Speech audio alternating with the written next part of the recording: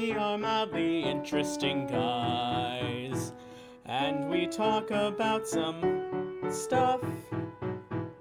So welcome to the podcast, we call it Joel the Podcast. It's Alex and it's Alex, here for Joel the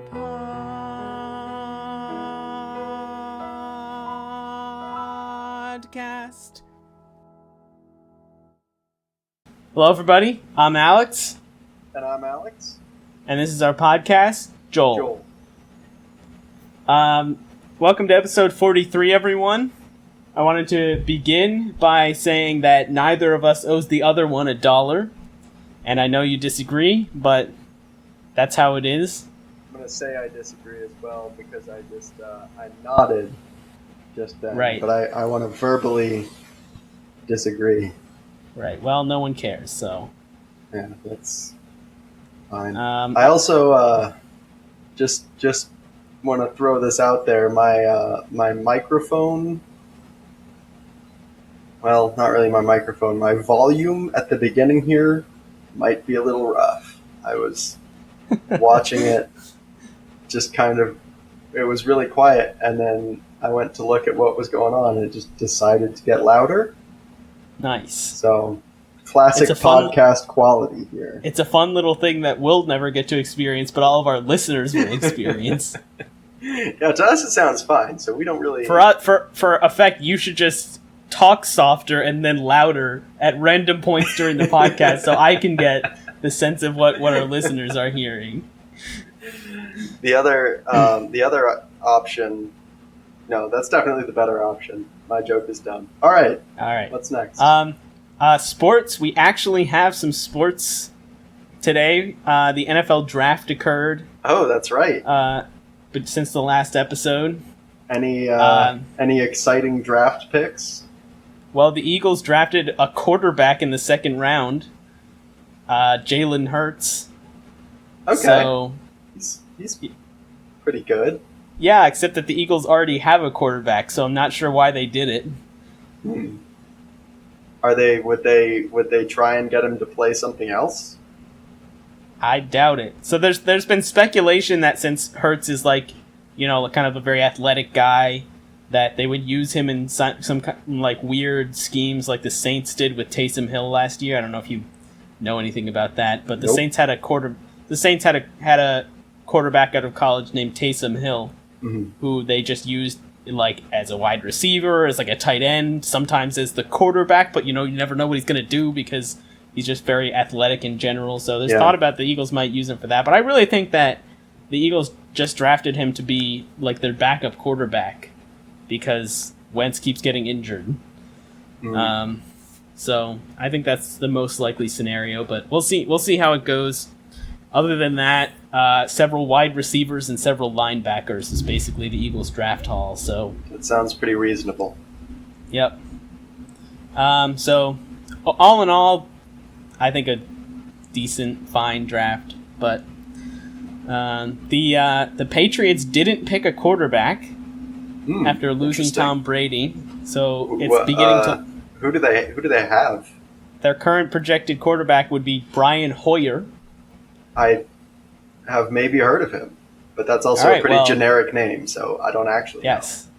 So I'll be very interested to see how that goes. And I actually think the Bills are going to be pretty good this year. I think they're definitely going to win the division. Yeah. Maybe not definitely, but I think they're going to win the division. So that's exciting. But what else? I guess that's it for sports. Email us if you care about the draft, and I'll talk about it more with you. Some of the feedback I've received recently is that our listeners don't care about the sports. I know none of our listeners care about sports. I do try to keep it brief, I promise. But I like sports, and I'm one of the podcasters, so suck it up. Yep, that's the truth. If you don't want there to be sports on the podcast, then you should be on the podcast, and we will change our opening to include your chosen content instead. So let me say this. I feel like in the past we've said things like, since we don't have very much listener interaction, we'll do basically whatever listeners want. Yeah. That's, that has its limits, right? We're not just gonna like do whatever listeners want. We'll do whatever topics listeners may be interested in within reason. Yeah, so the suggestions, like do an episode on aliens. Or right, New that's Year's a good suggestion. Those are obviously great. But if someone emails us and says don't do sport, I'm not gonna not do sports. What do you think I am? If somebody emailed us and told us to change the name of the podcast, that's obviously we would never do that. Right. So. But do please, we love all suggestions. But if you give us an unreasonable suggestion, we'll make fun of you. All right. So, speaking of feedback, I really should have opened this up before the podcast. We got an email from a new person. Right. And first of all, it's about time. But second of all. I just read the subject of this email. For the record, neither of us have read the email yet. Oh yeah, so we're trying to get the live reactions on the podcast. All right, so what did you just say? I said it's about time that someone else send us an email. Yes, it is. Yeah, thanks for emailing us finally. But I mean, yeah, we all knew this should have come weeks ago. Yes. So all right. Without further ado, go ahead and read the email. All right, this email comes to us from our friend Samantha.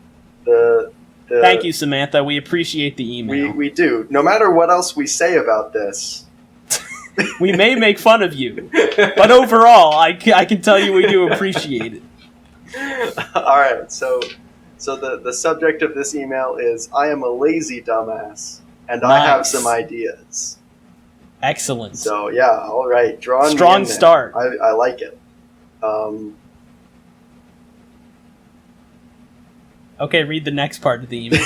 I was clicking it to open, and it took a second. Oh, I thought you were just staring at it and not reading it. I'm reading it to myself for comedic effect. Can not everyone hear my internal monologue? All right. Turns out all it took was guilting me by doing me an unrequited favor.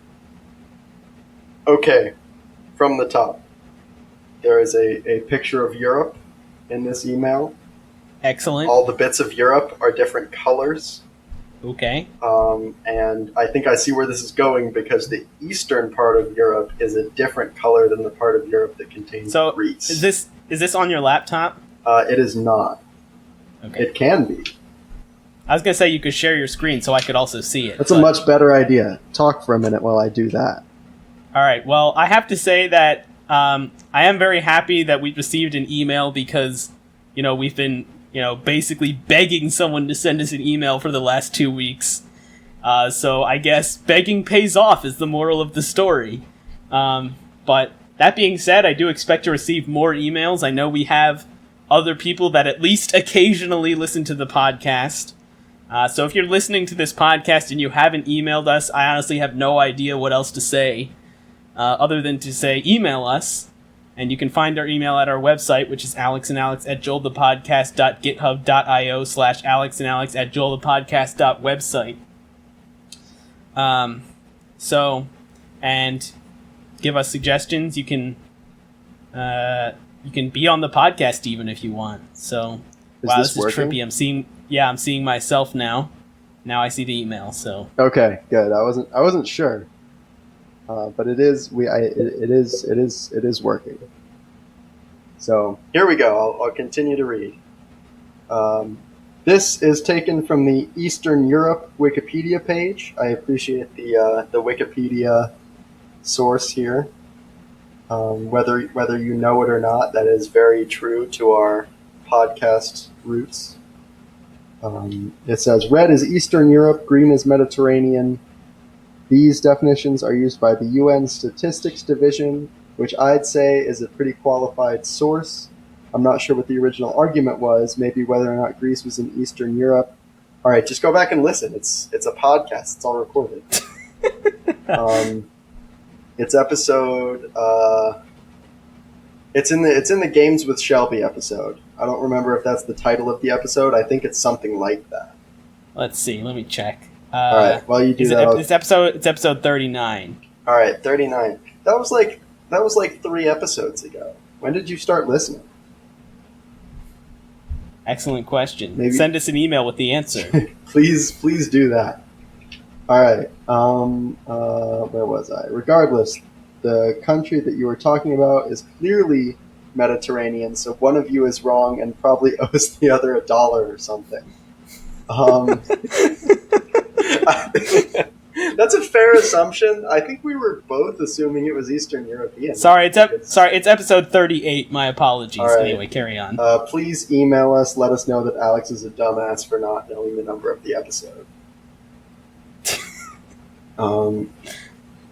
Secondly, here we go. Secondly, I previously mentioned this. But okay, really quickly. Let's just discuss this point for a moment. So first of all, you can go to the Wikipedia page for Eastern Europe and look at the map yourself. But I have to say, as a colorblind person, that the part that I believe is red definitely looks green to me, and the part that's I believe green definitely looks orange to me. So I was somewhat confused for a moment. That's horrible. But, I'm not sure if this is a joke. It's not. It's 100% not a joke.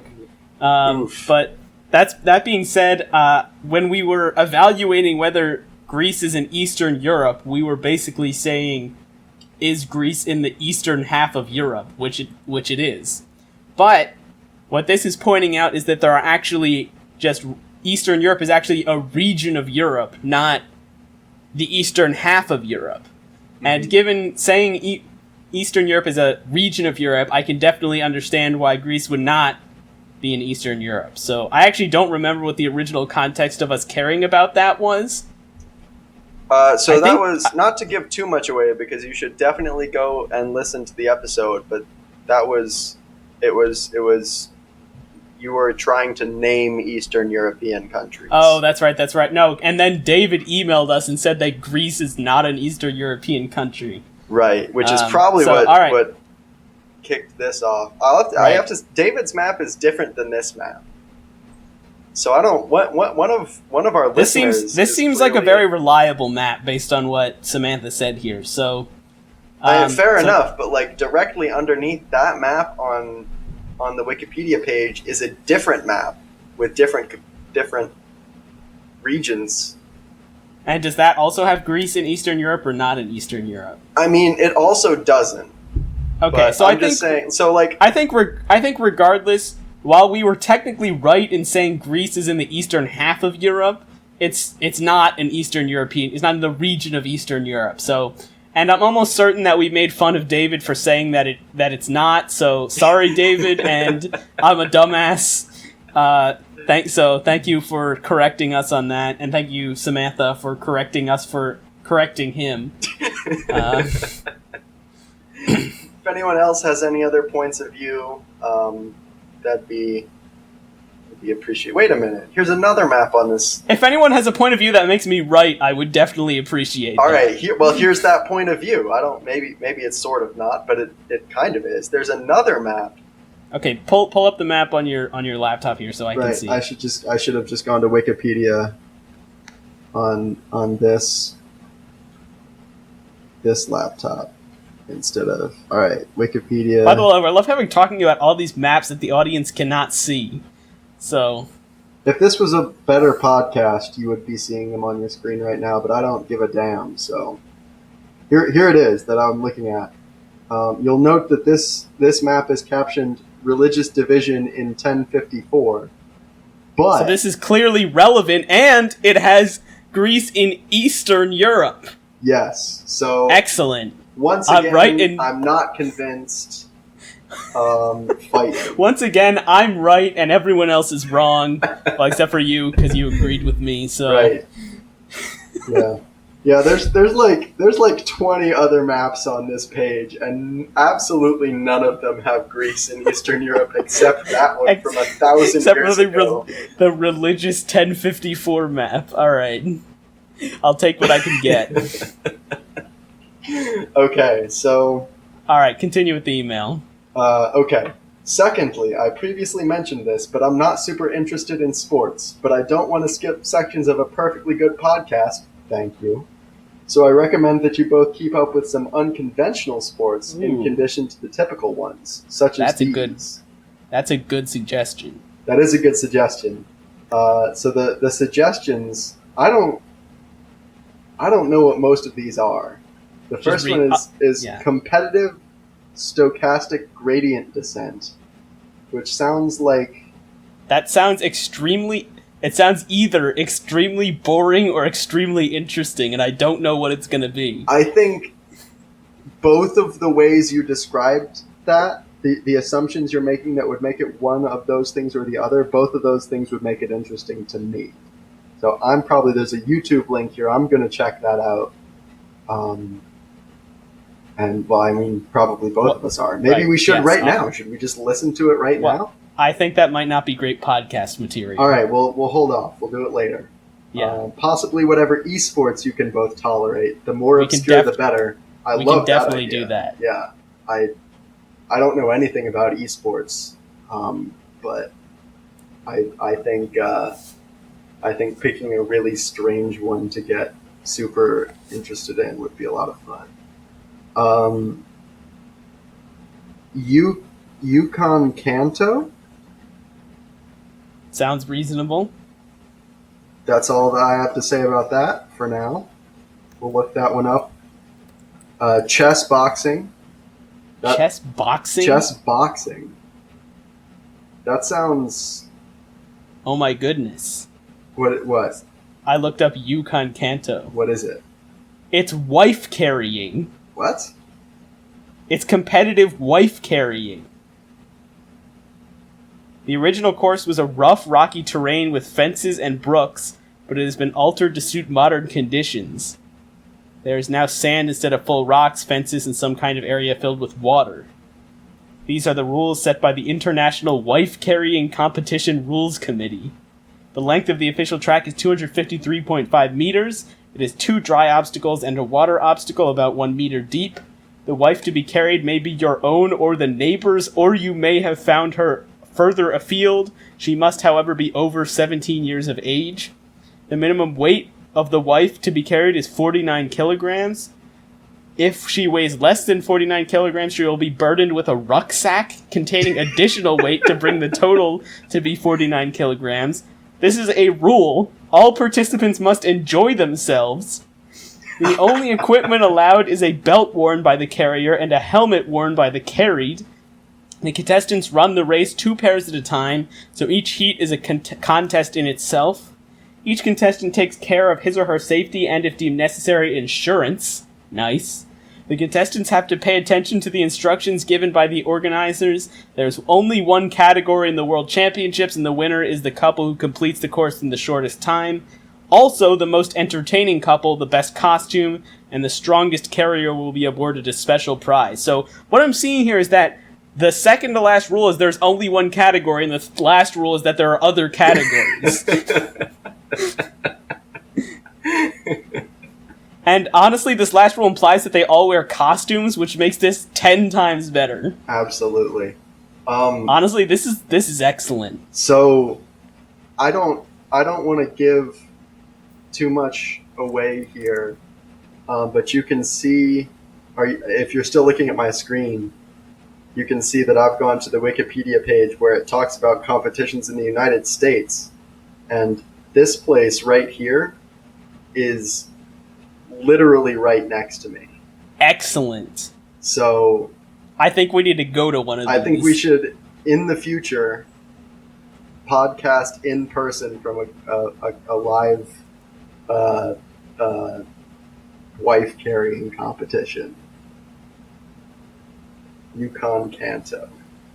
That's wild. I just looked up chess boxing. Okay. It's exactly what it sounds like. The competitors alternate between chess and boxing. All right. This video is 2 minutes long, so I'm gonna put it up on the screen as we discuss. Honestly, just the visual of people in like chess or in boxing outfits playing chess is funny. What's the here's the problem I have with this. I think, how do you move the pieces with the gloves on? Well, you probably take the gloves off. So you play a round of boxing, and then you play some amount of chess. So it's not like at the same time. So I guess you would probably take the gloves off after... Yeah, looks like their gloves are off for the chess part. Okay. So that is great. So I wonder how you win. A chess boxing match can end by any of the following: victory by knockout or technical knockout in boxing, victory by checkmate in chess, loss due to exceeding the chess game's time control, so I guess it's timed chess, right. Victory due to disqualification of his or her opponent by the referee, for example, due to inactivity, due to overextended playing time. This rule prevents a player who is obviously lost in one area from stalling in order to attempt to win in the other. Right. Or lost by resignation. In the case that neither wins in regulation, and the chess game ends in a draw, the fighter who is ahead on boxing points wins the overall bout. In the case the scorecard is also tied, the fighter that used the black chess pieces will be named the winner. This has not yet occurred in practice. This is excellent. So I suppose we should probably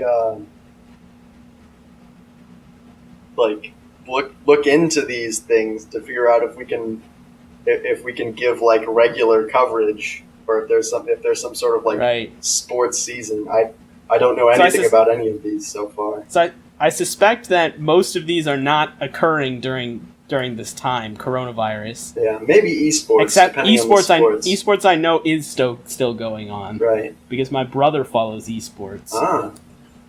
So maybe we'll have him on as an expert.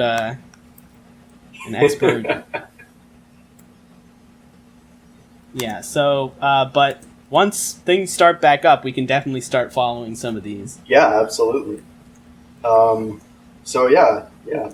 Thanks for these suggestions. They're excellent. The last one in the list is honestly just normal chess.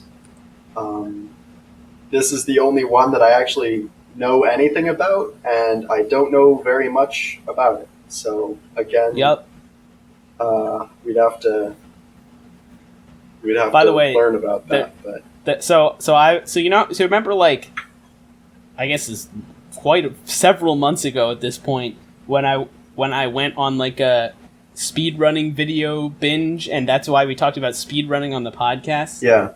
Well, there was a time before that when I went on a chess binge, and it was, I guess I just didn't care enough for us to talk about it on the podcast. Yeah. But there's a very entertaining video of Magnus Carlsen, who's the best chess player in the world, I believe, or at least one of the best. He's playing. It's like just like an exhibition where he's blindfolded, playing 3 chess matches at the same time against like just people. There were just some people that were picked for the event. Yeah. And it's pretty cool to watch. That's I mean, the people who are really good at chess are just on an entirely different level. Right, and it was timed, and what incredible. Like one of the things that happened was the announcer was like announcing how much time the opponent had left on the board, and he was like, and Magnus said something like, "Actually, it's more important that his position is lost." It's like, oh jeez. Rip. I'm gonna have to go and find that video. That sounds really fun. I'll send it to you. All right. So. Cool. All right. So yeah, great suggestions, Samantha. We'll probably honestly try all of them and then figure out what we like, and then. Oh, he suggested another one in the next line. Okay. I don't think there's much room for regular updates on this, but you should both look into extreme ironing, because apparently that's a thing. Extreme ironing is an extreme sport in which people take ironing boards to remote locations and iron items of clothing. There's just a picture of a guy on top of like a, rock formation ironing something. How do you plug in the iron? I guess you can probably get a battery-operated one. Extreme ironing has become something of a cult in recent years, with ironists taking their chores to places inhospitable as the Antarctic, the bottom of a Welsh bog, and the middle of a go-kart race in Streatham Raceway, or sky surfing at 12,000 feet above the ground. This is excellent. This sounds like a sport that we could maybe contribute to in some way. Really? We'd have to think about that. Except that I don't own an iron or an ironing board. You think we could do extreme ironing? I mean, I think we could do like softcore extreme ironing. All right. We could do some dumb stunt. Right. While ironing. All right. Let's continue the email. All right. Here we go. Thirdly, I think a smaller version of the presidential competition you described last week would be more viable and interesting if each head-to-head, two heads to two heads? Right, because it's a president and vice president. Because it's pairs, right. Was a best of three competition instead of just a single elimination thing. I'm not suggesting double elimination because I know firsthand that those brackets get really fucky really quickly. Just to make each single elimination round be composed of 3 events. 3 different events? Or just the same event 3 times? I presume it would be 3 different events, otherwise you'd probably say, like, composed of 3 rounds or 3 something. rounds. Three, I don't know. Okay. That's an interesting question. That's an interesting... It is interesting, but on the other hand, like... Let's finish reading this section and then we can comment on it. Alright. Also, I think that instead of there being thousands of possible events, you limit it to just 1 or 200. Okay, I was like, just 1 or 2, but 1 or 200.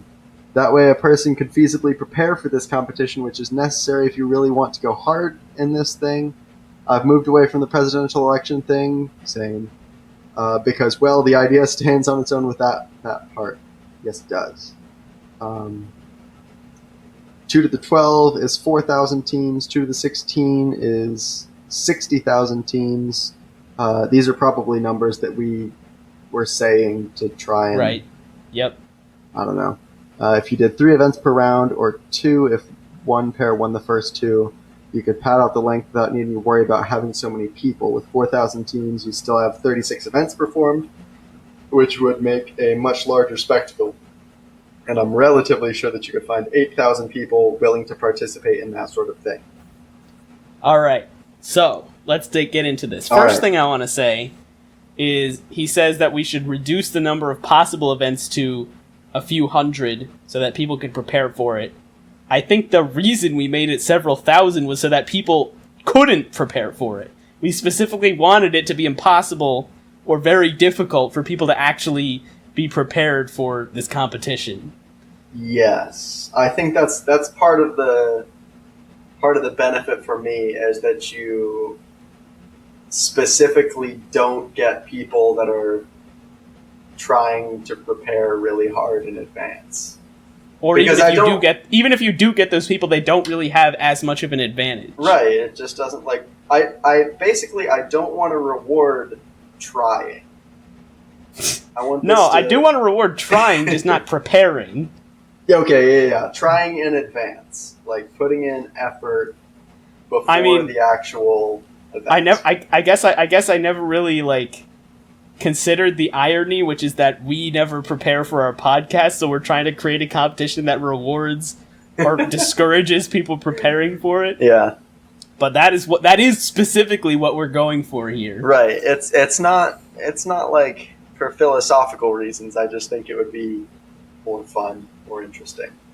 And I might have a chance if I were to participate if it was something that didn't require any practice. Right. I want to talk about the best of 3 competition idea. Sure. It's kind of interesting, right? Because on one hand, like, you get to see more competitions, and that's pretty cool. But I don't know. It doesn't seem necessary to me. Like, you're still getting a large diversity of things just by virtue of having a large group of people going through this tournament in the first place. So my initial thought when he said that was, that's just going to make this already long competition too long, right? But kind of coming around to it. So first of all, the total number of events you would do is still nothing compared to the thousands that would potentially be there could be. So yeah, the biggest issue you'd have is that preparing those extra rounds for the initial, preparing those extra events for the initial rounds where there's thousands of people participating in every single event. And then thinking about it from this perspective, which is that if we move away from the whole presidential election thing, this is now like a game show or like a TV event of some kind. Pretty much. And if you're televising it like that, having 32 or 40 between like 30 or 40 events may actually be better than having like only 10 or like 12 to 15. And actually, I wonder how you would even televise this, because, like, presuming you televised it live, you would have almost no way of telling who in the beginning was going to have a good chance of winning. So you just have to televise random people, right? Yes. Or I don't think you would follow someone through the show. I think you would follow events through the show. Actually, see, that's not as compelling, though. Here's what I think you should do. So, have you ever watched America's Got Talent? Not like compulsively to where I know what the season is structured like, but right. So let me tell you what the season is structured like then. All right. So anyone can enter America's Got Talent, I believe. Of course. So they get thousands and thousands of people who send in audition tapes. Right. And then from that, I think it's whittled down to a lesser thousands and thousands of people. And then, so they film everyone's audition, and they have some idea of who will be more viable based on the tapes that were sent in.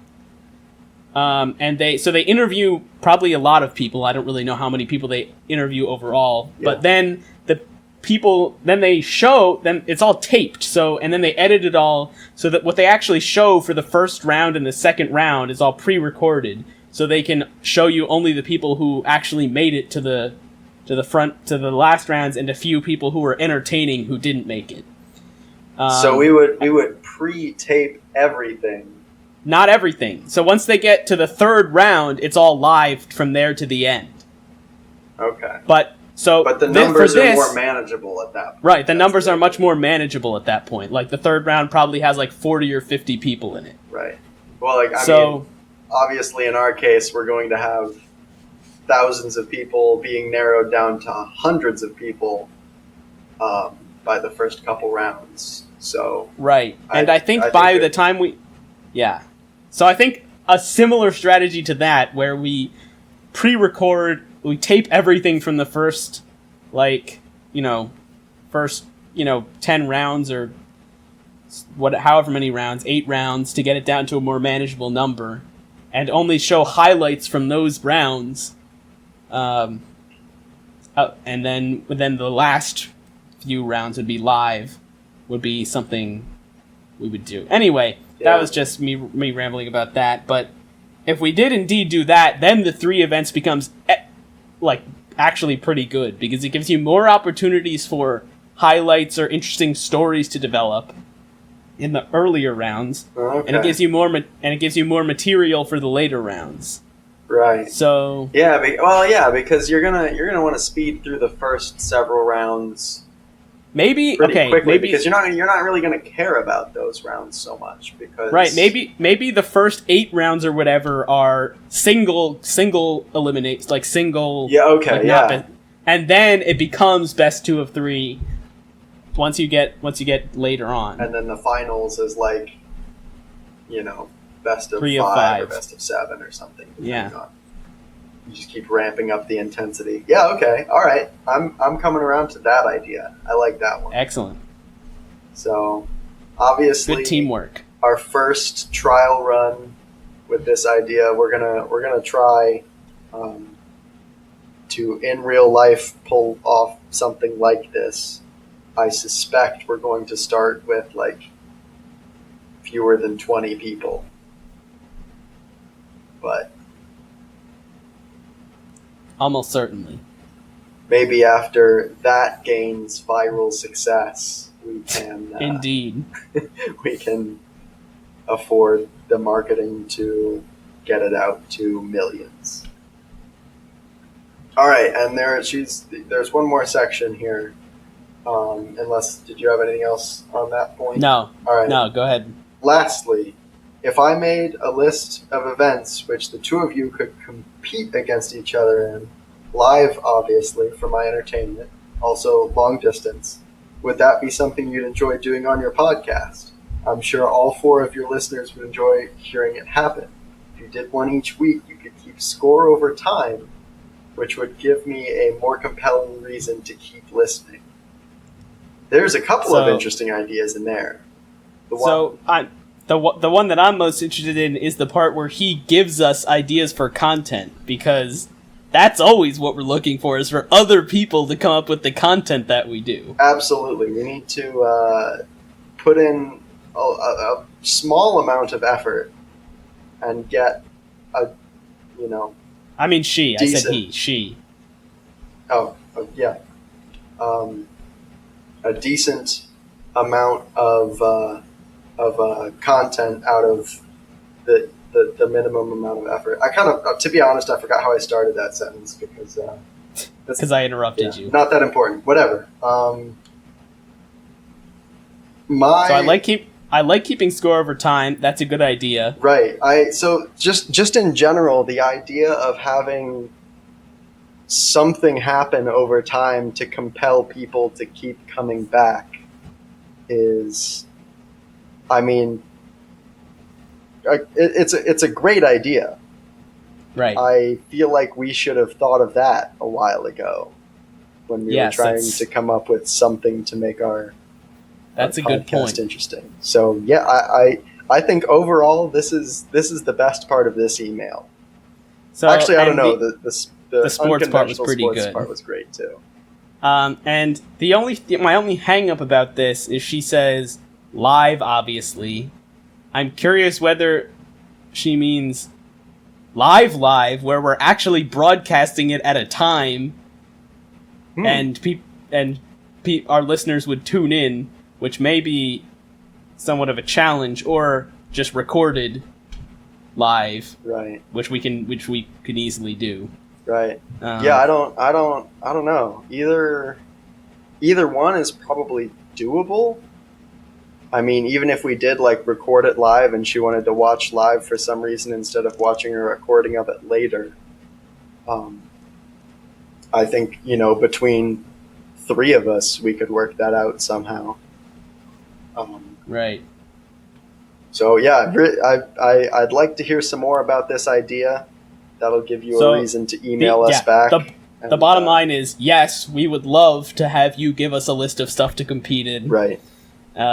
So please send us that. Right. Last thing from this email before we move on to our main topic, which was planned well in advance, is she says we have 4 listeners. So I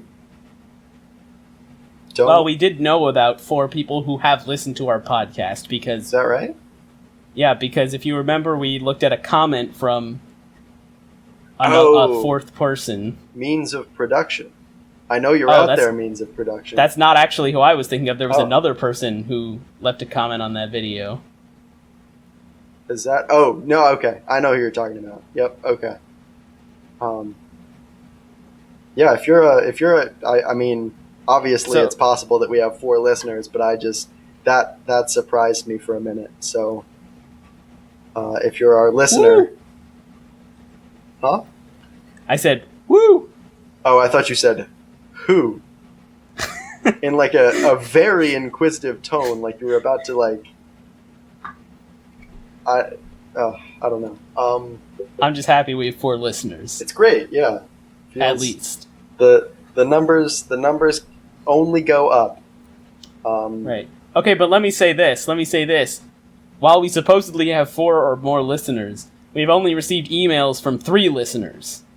So I'm not sure why that discrepancy exists. I mean, I'm no math expert, but I would say that 4 is greater than 3. Through my extensive math education, I can tell you, in fact, that is almost certainly correct. There may not be a way to confirm it for sure, but if you're a math expert and you can confirm whether or not we're right here, send us an email. Right. Especially if you haven't emailed us before. Let me be clear. I'm looking for like proof, you know? Because like I understand when you count, you go 1, 2, 3, 4, and 4 comes after 3. But I mean, what if who's to say that you count in order? Yeah. So if you can provide me a proper proof, please email. I mean, if you can't do that, also please email us. We have low standards, but like, and let us know that you're stumped. It'll make us feel better about ourselves. Absolutely. All right. So yeah, once again, thank you for that email. Like I said, maybe I didn't say this on the podcast. I think I said it before, at least, that by length, at least, this is the best email we've received yet. So, and also by content. I'm willing to say that. This is the best email we've received thus far. Right. Not that it's a competition or anything, but Samantha, you're winning. So step it up, David. And everyone else. Especially everyone else, because David, you may not be winning, but you're a winner in my heart, because at least you emailed us. I saw that we had an email from Shelby because you shared the recording from her phone, but for a second I was like, did Shelby email us? What is that? Hilariously, the only email that Shelby has ever sent us was sent by me. So maybe someday, but I doubt it. I think it's unlikely. Huh. All right. So I guess our listeners may be interested to know, since we did discuss this on the podcast, that you did move. Yep. And we evaluated your apartment for possible Bionic Closet locations. Yep. And we think we may have one. Right. So I have a fairly large closet in my office. I am planning to keep the door shut for the purposes of attempting this prank. Right. What you need to do is you need to put like a one of those, like a piece of tape on the top of the door, or like something in the door when you close it, so that you'll know if she opened the door. Oh, yeah, okay. All right. I can well, yeah, okay. Yeah. I was going to say I can do that now, but there's really no point, because almost certainly I'm going to need to get in there before she's here. And precisely. Right. All right. Well, maybe I'll make like a circuit or something to put in there instead. Necessary. That can, maybe I can set something up to email us when the door opens. Please do that. Yeah. I've got some spare boards laying around, and quite a few from other defunct projects. Quite a few. I'm gonna ignore that comment. Quite a few clicky switches. Actually, this would probably be pretty easy, assuming I can send an email without too much hassle. I'm sure there's a Python API for that. Well, sure, but I'm trying to think of what I have that could connect to the internet in order to do that. Can an Arduino send an email? Because I've got an Arduino compatible thing that has Wi-Fi built in. I mean, can it run Python? If so, I'm sure it can send an email. I remember programming it with the Python, not the Python IDE, the Arduino IDE. Oh, the C? Yeah. Oh, that may be more tricky. Maybe not, though, because that seems like the sort of thing... send email Arduino. Okay, you definitely can. Send email notifications from Arduino with Wi-Fi. Oh, yeah, ESP8266. That's exactly what I've got. Excellent. So, beautiful. All right. I'm going to easy. Go back to not sharing my screen so that you can look at me. Ah, this is much better. Right. It's also, it's almost dark out, and I don't have the lights on in here. So... Makes you look more like a gamer with like the light from your computer, but your only illumination. Yeah, I'll hold What you need is, instead of earbuds, you need those big headphones with the mic coming out the side. I've got some big headphones. Oh, you just put them on over the earbuds. Yes. They're not plugged into anything, but there they are. And then the mic and the headphones. I'll just poke this in there. That's definitely a microphone and not a pen. I can definitely. All right, this is the setup we're going with from now on. Excellent. It's actually really uncomfortable. Yeah, you can take it out at any time. Not like physically, but just I sound a lot different now with my ears covered. Oh, to you, right? To me. I feel like I might be talking louder to compensate. I'm not really sure. Well, that accomplishes the goal we set earlier, where you vary the volume of your voice throughout the podcast. So yeah, there you go. I'll just take this on and put it off at different times, so that I alternately speak normally and shout a little bit during the podcast. All right, so let's pad the last few minutes here with a question from Ask Reddit. All right, man, that's probably the longest introduction we've ever done. Thank you so much, Samantha, for helping us achieve this monumental I guess if you include the reading of an email as introduction, but... I typically do. Okay, maybe we fair don't. Enough. In that case, it's fine, whatever.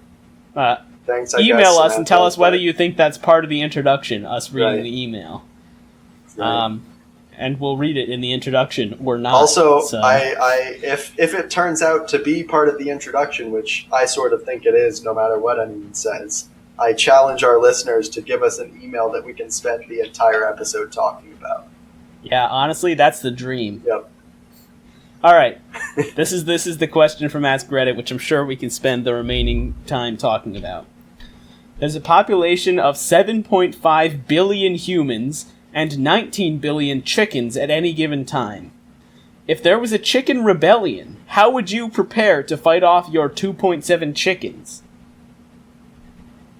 I guess I'll start off here by saying the obvious answer is I would not fight the chickens. I would accept the chickens as the new overlords of humanity, because they can't really make it any worse than it is. Okay, that's obviously a joke. Please, everyone, think that was a joke. I'm taking these off. This is awful. Yeah, okay. I was wondering how long that would last. I don't like listening to myself in such a muffled way. I need to hear my own voice. That's why I'm a podcaster. So 2.7 chickens. That's not really a lot of chickens. It's really not. I don't think I would need to prepare at all, honestly.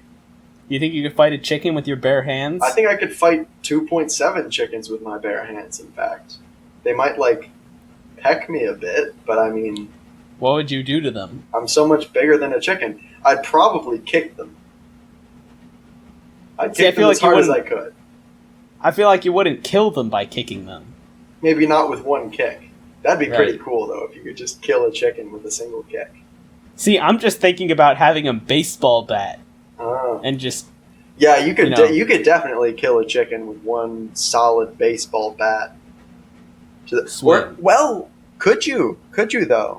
I don't. I bet Have if you hit them have you ever heard of Mike the Headless Chicken? No. Okay, there was a chicken that got its head cut off by the farmer that owned it, and apparently, obviously, chickens don't have very large brains, and their nervous system is like kind of, it's not entirely in the head. It's like, down the neck a little bit or something. I'm not a chicken anatomy expert by any means. But basically what happened... I'm not a chicken scientist. I'm not a chicken scientist. But I kind of do think all chicken tastes the same. It does. It does. But point being, there was enough of the chicken, like, brainstem left that the chicken didn't die. Right. And so it just lived headlessly for, a long time. And the farmer fed it by, like, putting droppers of food down its neck hole. So I'm pretty sure I could beat the chicken to death with a baseball bat.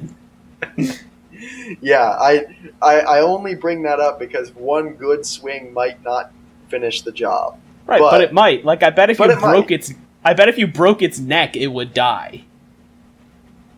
I would have thought if you cut its neck in half, it would die, but that's not necessarily the case. Maybe chickens are immortal. Maybe that's why we should accept them as the overlords. Does that mean that we've been eating live and chicken? Also, this is making me wonder, how do they execute chickens in real life?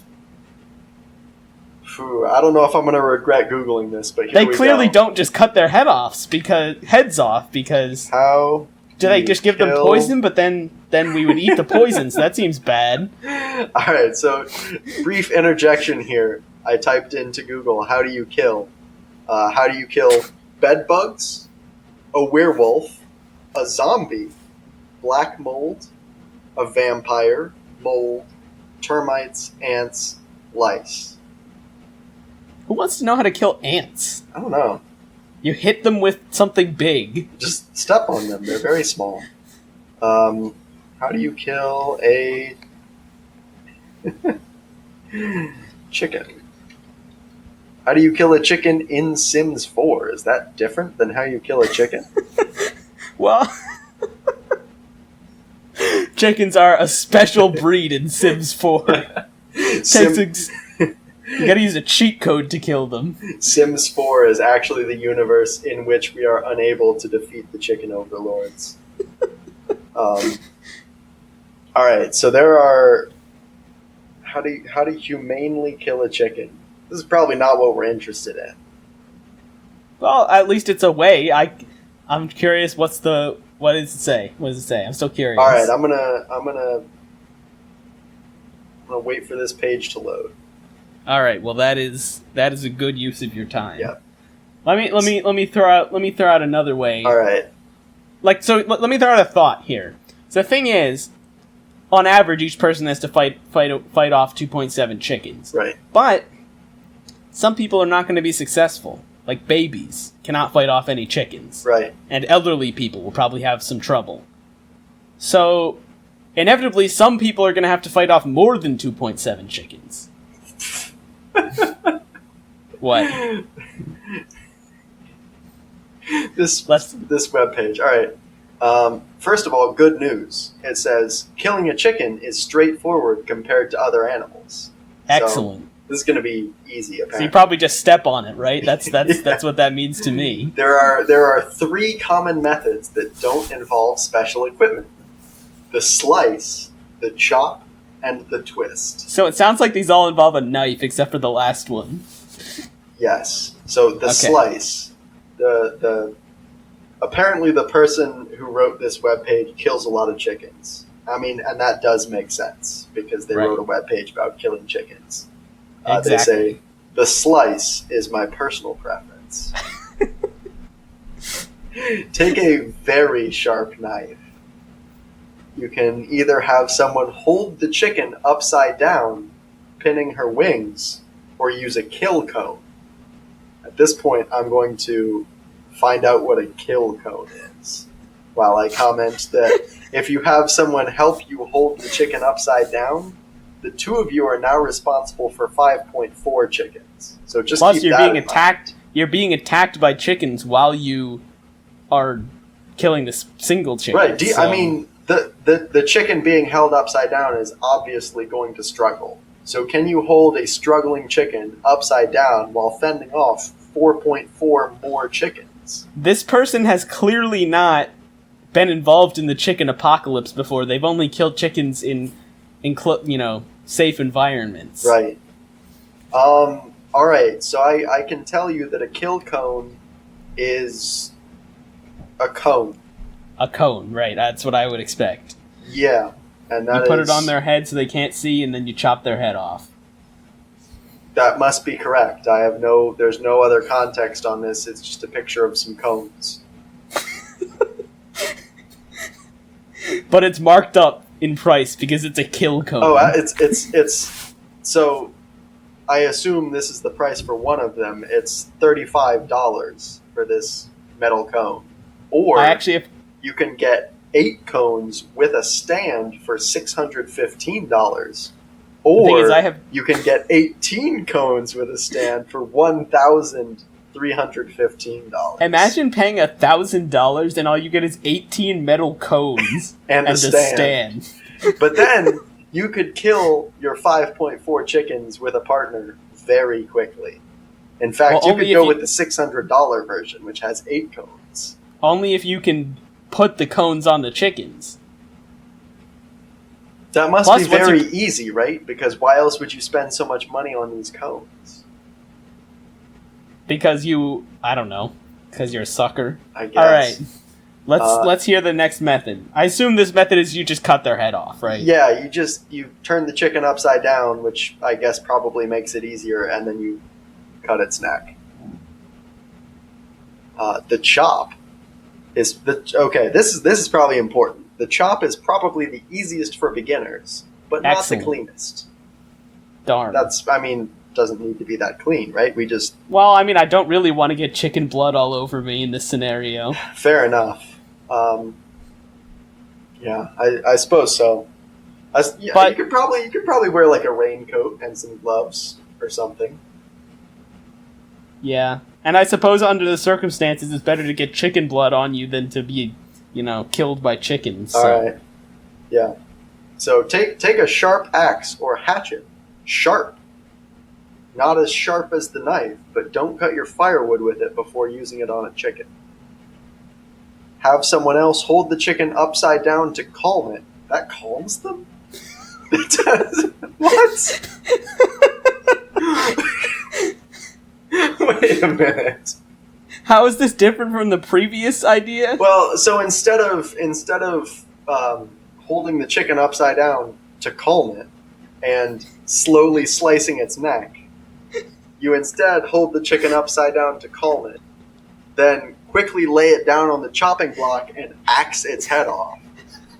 As opposed to what I thought you should do in this situation, which is hold the chicken upside down to calm it down and take a baseball bat swing at it with the axe in an attempt if you're already holding the chicken upside down, just bash its head against the ground several times. That's true. If you've got the chicken by the legs, you can probably just swing it around and hit it on stuff.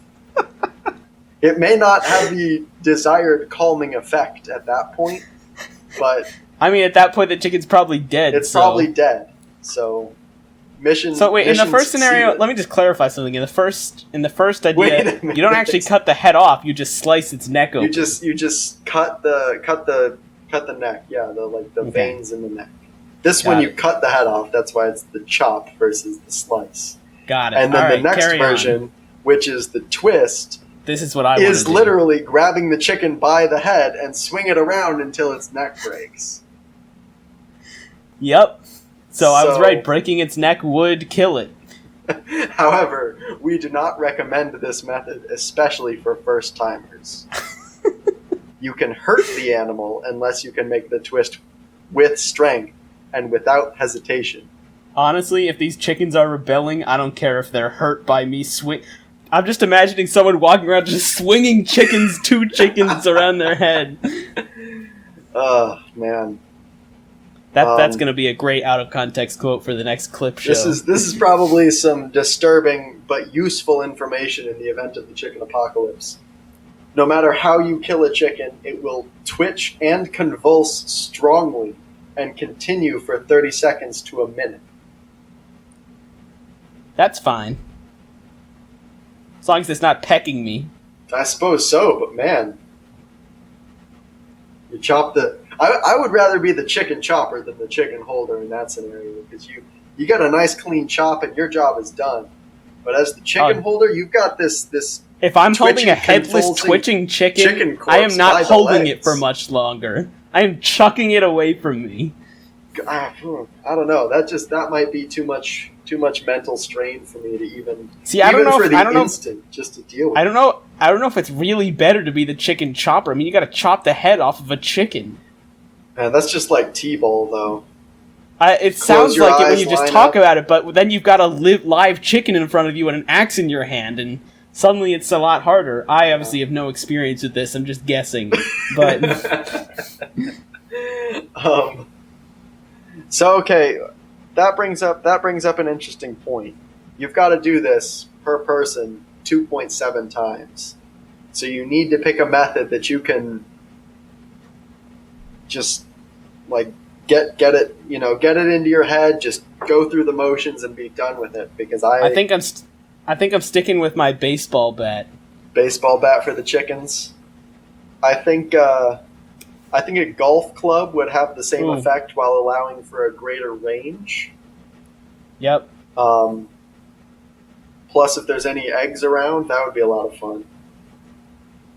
I suppose with a baseball bat it would be as well, trying to, hit the egg.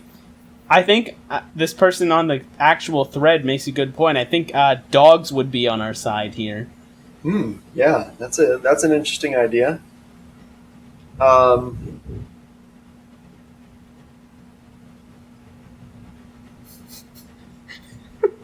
Yeah, some of these other responses are suggesting like winter coats and snow pants. This person says throw styrofoam on the ground. Those dumb shits never stop pecking it, trying to eat it, realizing it's inedible, then pecking it again. Yeah, no, that's a really good point. I was assuming that while you were killing chickens, the other chickens would be attacking you. But really, there's no reason for that to be true.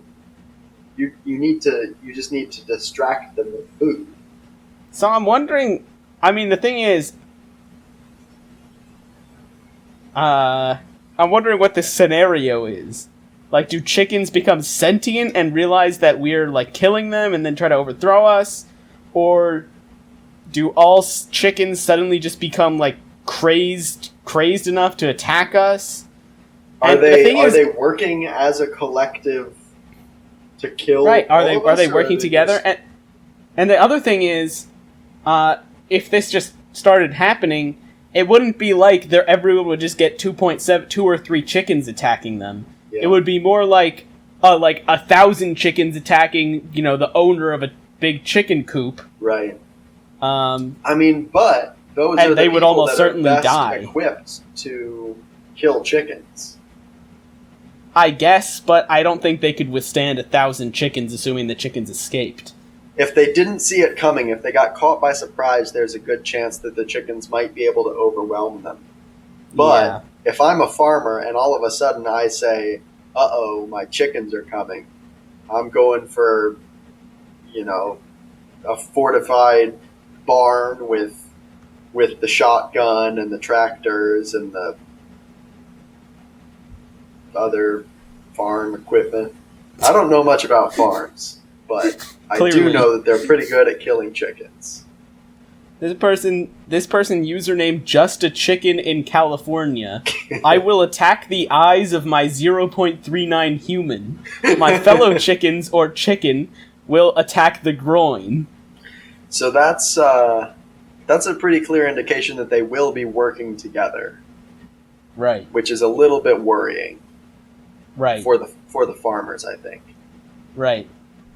But once word gets out that the chickens are rising up, even in a coordinated attack, I still think humans have got this. Well, that's because humans have guns. That's really the big edge. Humans are just really good at killing stuff. Because here's the thing.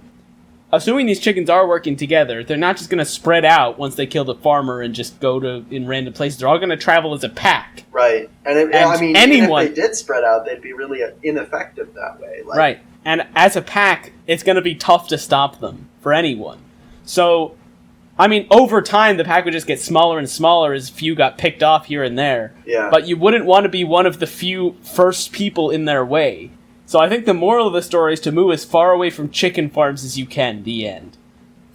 There you go. That's wise advice. You should probably look into owning a baseball bat or something similar in the event that this occurs, and you are not able to get very far away from the chicken farms. This person says that once he killed the first chicken, he would use it as a club to attack the other chickens. That's pretty brutal. That's a power move. I think that's an intimidation factor. So I think a chicken is a pretty ineffective weapon.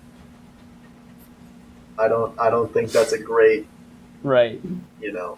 Sorry, I just laughed because I read somebody said Glock-a-doodle-doo, which means they would use a gun. And this person responded, I am old-fashioned, so I prefer the Nagant 7-shot revolver. And if I pronounced that wrong, send us an email. If you are not firing high-velocity, armor-piercing 7.62 millimeter ammunition at your adversary, are you really shooting?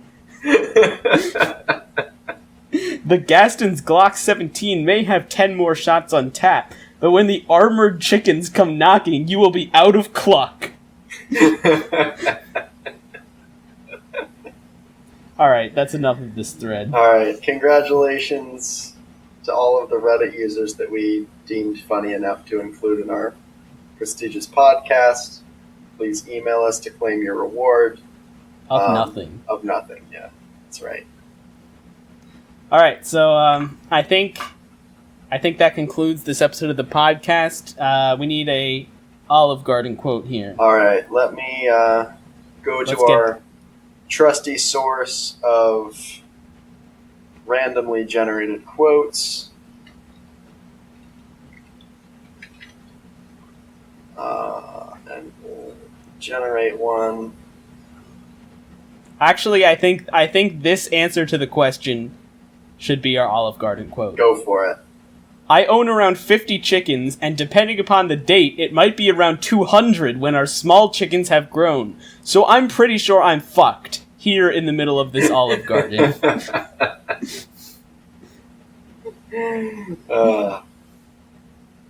Very appropriate. That's wow. It's very dark where you are now. Oh yeah, that's because my screen went from mostly white to mostly black. Oh wow, that is a big difference. Yeah. So let's wrap this up so that I can stand up and turn on the lights. Excellent. All right. So thanks for listening, everybody. If you haven't sent us an email, please do. Otherwise, you're a bad person.